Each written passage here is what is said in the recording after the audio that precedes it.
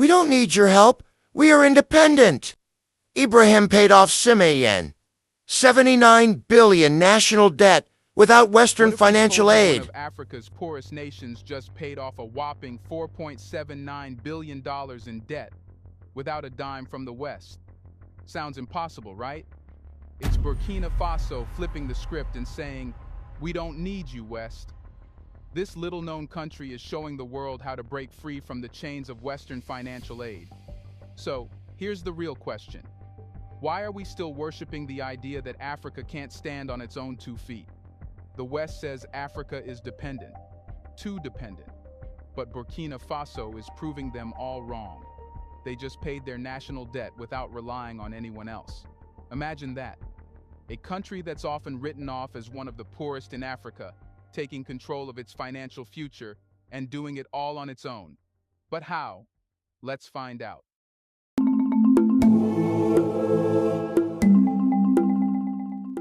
In 2024, when Dr. Apollinaire Kouamé Tambela, Prime Minister of Burkina Faso, announced the repayment of $4.79 billion in domestic debt, the world stood still. No IMF bailout, no World Bank loans, no handouts from Western nations. It was an act of financial defiance, a bold declaration that Burkina Faso was no longer playing by the rules of the international financial system. They didn't fall for the narrative that Africa's poorest nations are doomed to rely on foreign aid and loans. Instead, they turned to their people and markets. In a region often defined by its dependence on Western financial support, Burkina Faso rewrote the script. But how did this small, landlocked country, often written off as a financial basket case, manage to pull off such a monumental feat? How did Burkina Faso pay off nearly $5 billion in debt, all while navigating a volatile political and security landscape? The answer lies in a series of calculated, strategic moves that turned domestic debt into an economic lifeline. The first key strategy that allowed Burkina Faso to pay off its debt was a complete shift in the way it approached financing. Instead of relying on foreign loans or aid from Western institutions, Burkina Faso turned inward. The government issued bonds to local investors, businesses, banks, and individuals within the country who had been growing increasingly confident in the country's leadership and economic prospects. At first glance, it might seem counterintuitive for a country facing economic challenges, including security threats from insurgent groups, to encourage domestic borrowing. But Burkina Faso's leadership recognized that a growing sense of national pride and unity, combined with an evolving financial infrastructure, created the perfect storm for tapping into local markets. By issuing government bonds on the local market, Burkina Faso created a channel through which domestic investors could directly fund the country's debt repayment. This strategy was rooted in trust. Burkina Faso's leadership cultivated a sense of confidence in their ability to manage the country's financial future. As the government promoted fiscal discipline and a commitment to infrastructure development, local investors were more willing to lend to their nation. Burkina Faso was no longer dependent on foreign markets or international banks, but instead relied on the financial strength of its people. This move helped shift the national mindset, from a reliance on foreign aid to a belief in homegrown solutions. The results were staggering. Investor confidence soared, and Burkina Faso managed to tap into an untapped domestic resource, local capital. By focusing on this strategy, Burkina Faso showed that local debt can be a powerful tool for self-sufficiency. That's why dialogue like the one today is very important in terms of a common understanding of governance. The attitude of adult supervision has to be left in the past. One of the most impressive aspects of Burkina Faso's debt repayment strategy was the government's ability to maintain investor confidence despite the country's turbulent political and security environment. The threat of terrorism and the ongoing conflict in the Sahel region had put significant strain on the country. Yet, Burkina Faso's leadership navigated these challenges with skill, maintaining a stable financial environment that allowed them to continue issuing bonds and raising funds domestically. In a country where instability often leads to economic flight, where investors typically flee in fear of conflict, Burkina Faso did the opposite. The government took steps to ensure that its bond market remained attractive to investors. The Prime Minister and his team emphasized transparency, clear fiscal management, and a commitment to reducing the national debt. They proved to investors that even amid the crisis, Burkina Faso had the resilience and determination to weather the storm. Here's a reminder to please like and share the video and subscribe to our channel to watch more videos on Black culture, history, civilization, and identity. Let's continue now. Another factor that helped build investor confidence was the country's strategic use of its natural resources. With mining being one of Burkina Faso's main economic drivers, the government was able to leverage the revenues from its gold industry to back up its domestic debt.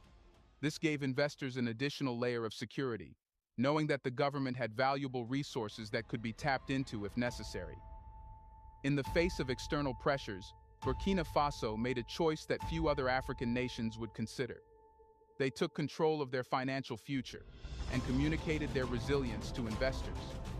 Instead of bowing to the West's demands for political change or fiscal austerity, they chose to rely on their financial ecosystem. And it worked.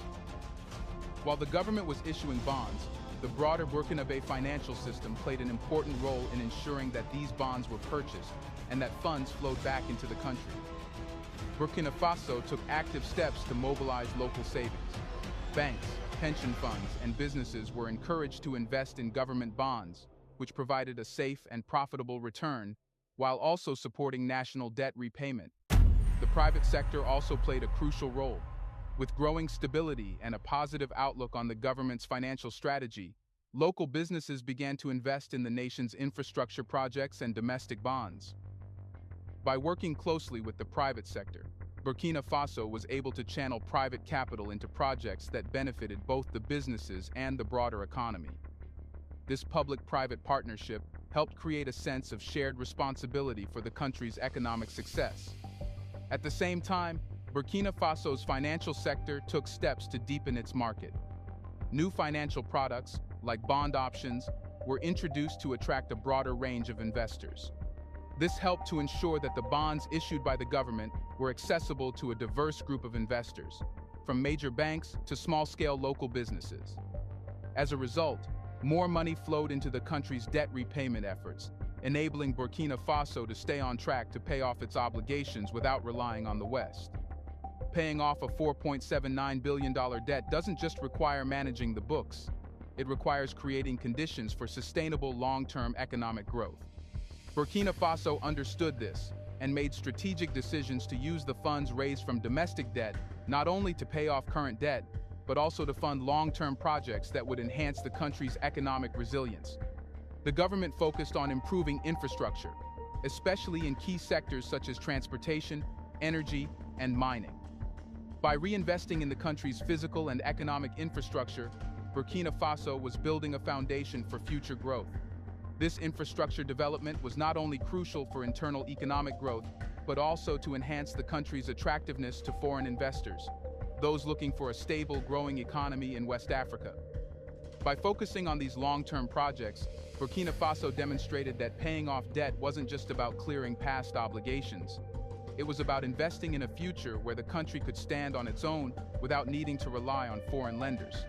This forward-thinking approach allowed Burkina Faso to move from merely surviving to thriving. The national debt wasn't just paid off, it was the catalyst for new economic opportunities. Burkina Faso's success is more than a financial achievement. It's a bold statement about Africa's future. By paying off its domestic debt through strategic moves and local investment, the country has proven that it doesn't need the West to thrive. This isn't just a financial success story. It's a story of economic independence. Burkina Faso took a chance on its people, its markets, and its resources. Instead of leaning on international institutions or begging for aid, the government relied on its domestic strength.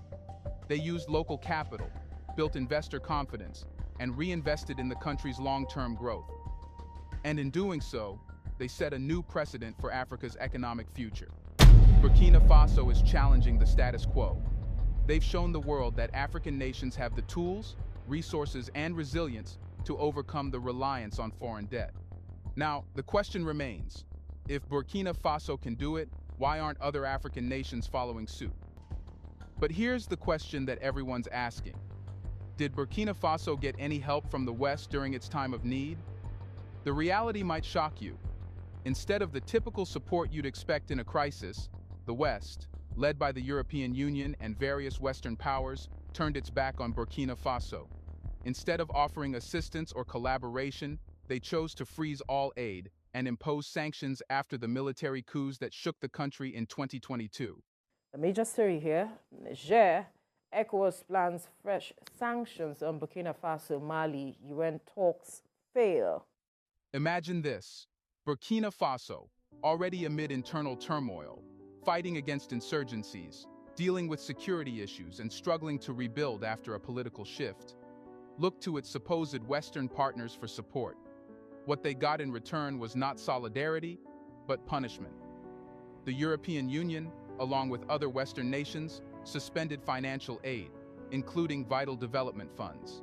This was their way of forcing Burkina Faso into submission, of trying to persuade the country to follow Western political and economic directives.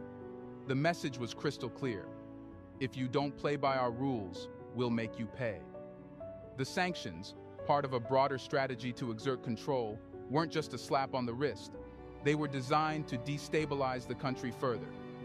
The West hoped to pressure Burkina Faso's leaders to step down and abandon their military-led government, which had risen to power after ousting the previous civilian leadership in a coup.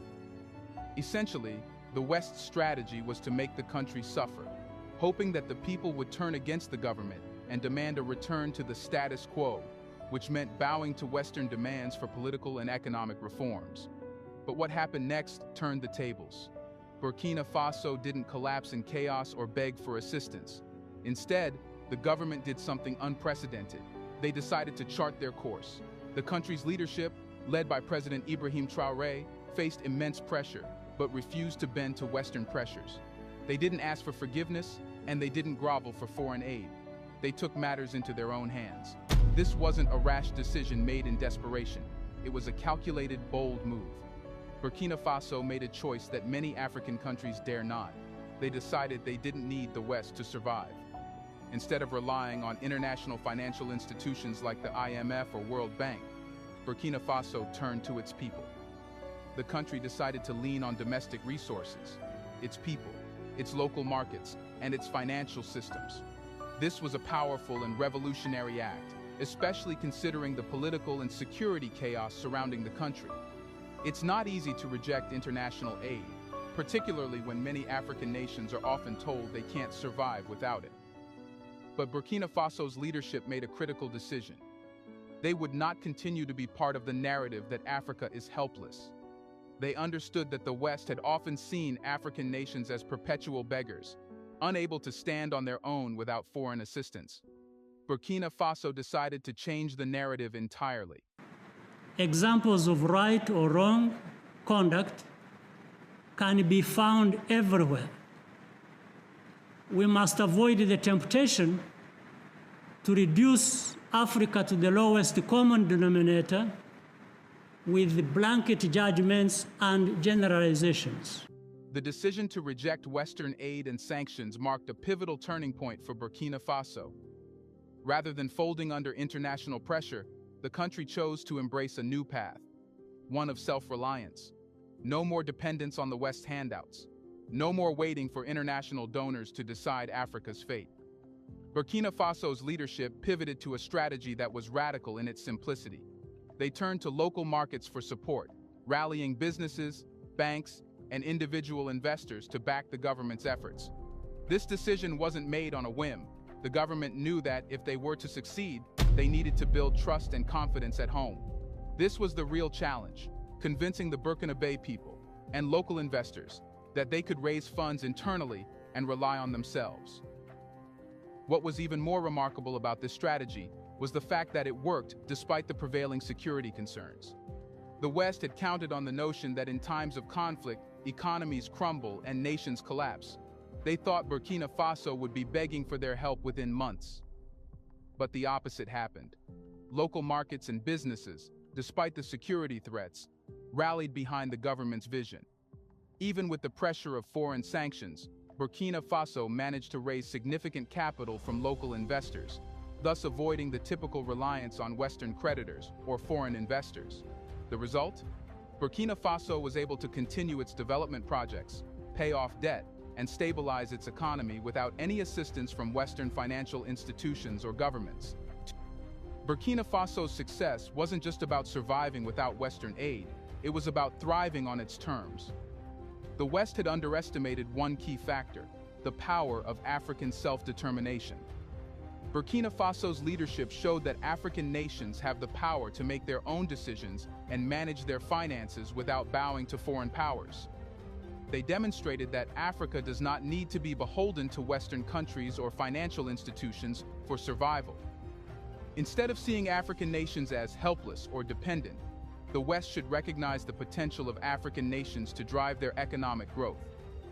Burkina Faso has proven that with the right leadership, political will, and local resource mobilization, African countries can make bold moves that lead to true economic sovereignty.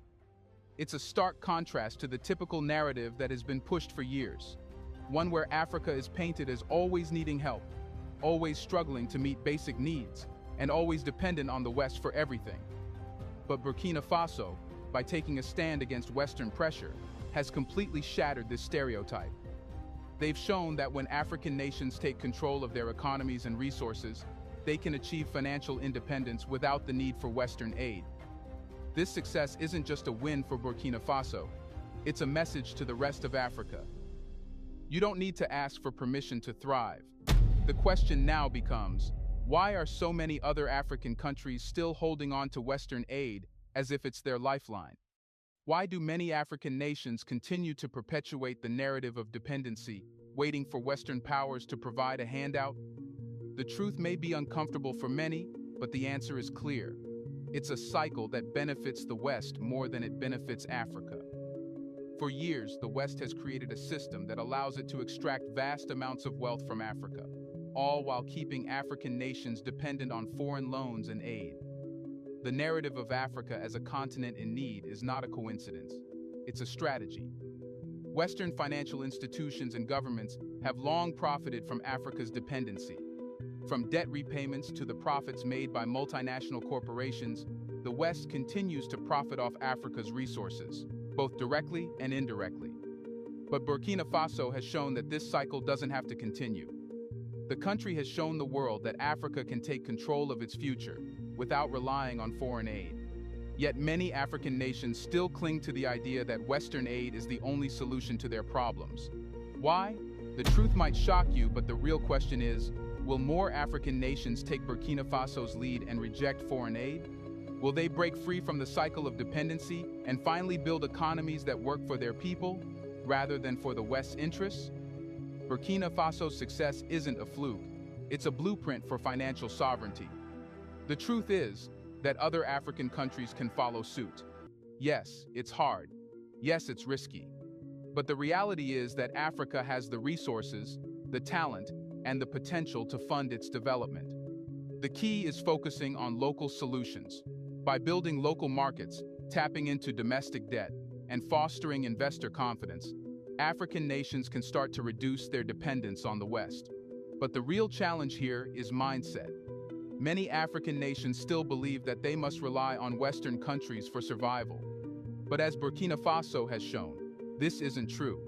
Countries like Nigeria, South Africa, and others with economic power can break free from the cycle of foreign debt and start funding their development.